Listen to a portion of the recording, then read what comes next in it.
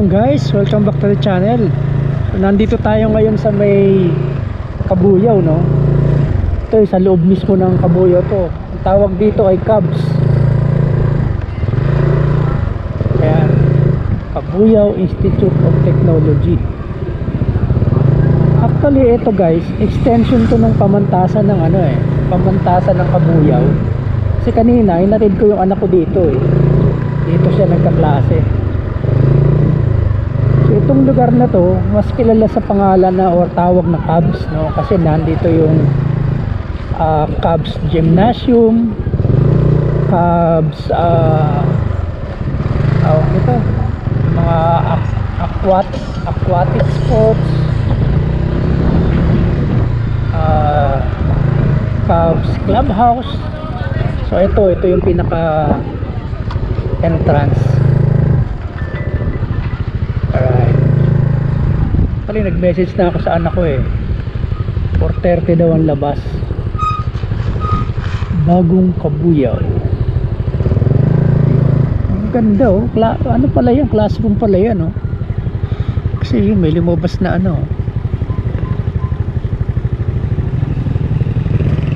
lang, mababa lang, manipis lang yung bubong, pero air condition, malinis. Kaya nakita nyo. So ikot-ikot muna tayo siguro. Kaya meron din ditong perya. So maganda tong lugar na to guys, kasi parang dito tinatransfer yung ibang mga ahensya ng gobyerno na opisina katulad nito. Ano bang to? City Schools Division of Kabuyaw. Ayan.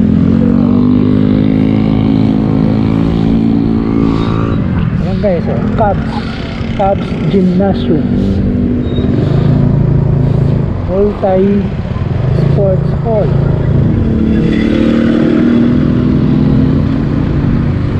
Marami pang madidevelop dito.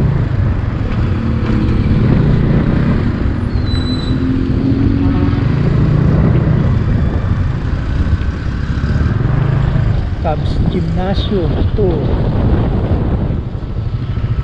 Cubs Aquatic Center, dyan yung swimming pool. Ito SDO, School Division Office ng Kabuyaw, Clubhouse, DepEd.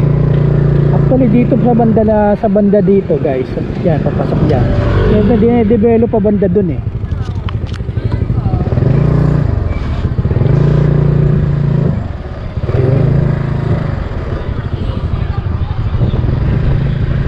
May carnival din ay mapapasko kasi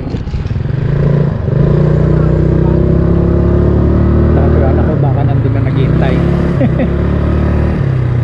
So ito ang Cubs project ni ni dating Mayor Mel.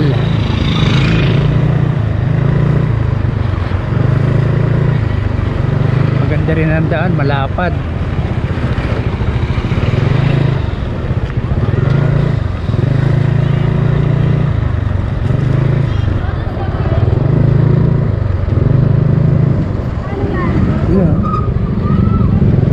Benta sa mga estudyante yung mga tusok-tusok tawag niyan, street food, quick.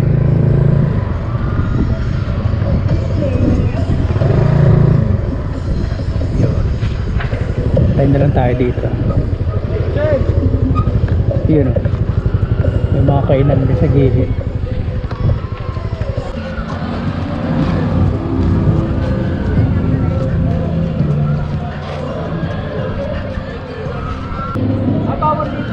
Exit kala ko.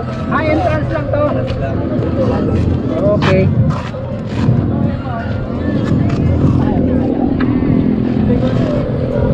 Medical ata medical. Data for you. Kahit kahit department. Pero ba ako nakapila dito? Ikaw? Hindi mo na lang hindi mo na lang sana tinanggal.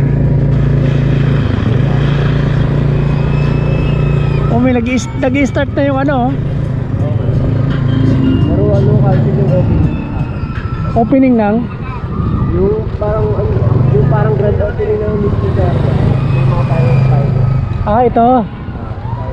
Ito kasi ano eh, muulan eh. Ay, ibig sabihin ngayon palang start niyan talaga. Dami nang dami ng tao. Ano muna tayo? Tingnan muna natin itong mga anong tawag niyan? Vikings ba yan? Vikings ride. Parang sarap dyan, oh.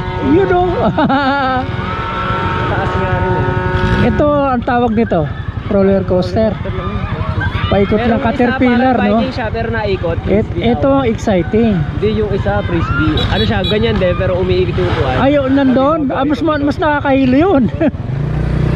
Ito nga eh, pwede ka nang masok ka dyan eh.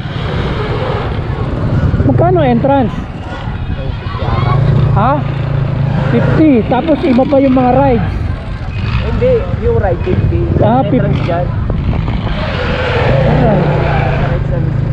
Itong mga ito, yung mga kubo-kubo, Mga ano yan. kainan, stalls, food stalls. Okay. Pero walang hindi walang participation yung mga student dyan. Hindi sila magdinegosyo doon. Iba-iba magdinegosyo. Kasi iba minsan mga estudyante rin ang nagninegosyo eh.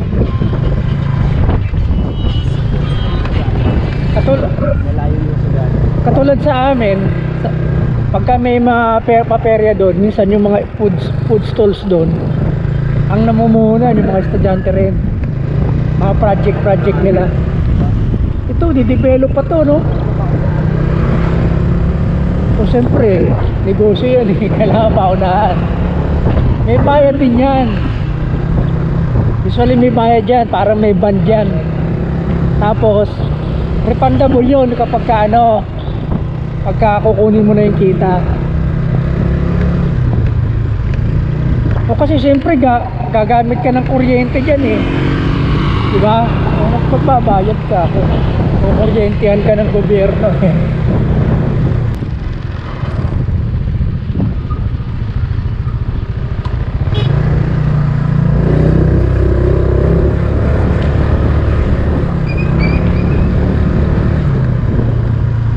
Nauubos na yung agricultural land ng Kabuyaw ah.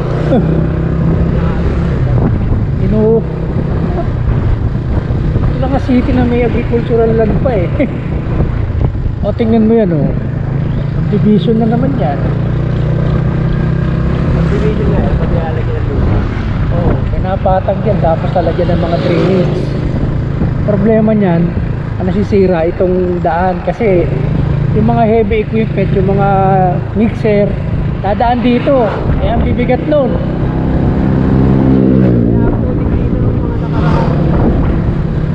Dito rin sa kabila oh, meron din hinuhukay nila ganyan drainage oh. Eh tinan mo dun sa bandang gitna, di ba? Ay banda doon. Yung ano bang subdivision yun? Sentera ba yun? Diba dati bukid yun? Diba? Malakas. Lumalakas. Isi-secure ko na yung camera ko. Dito waterproof eh. Kahirap na.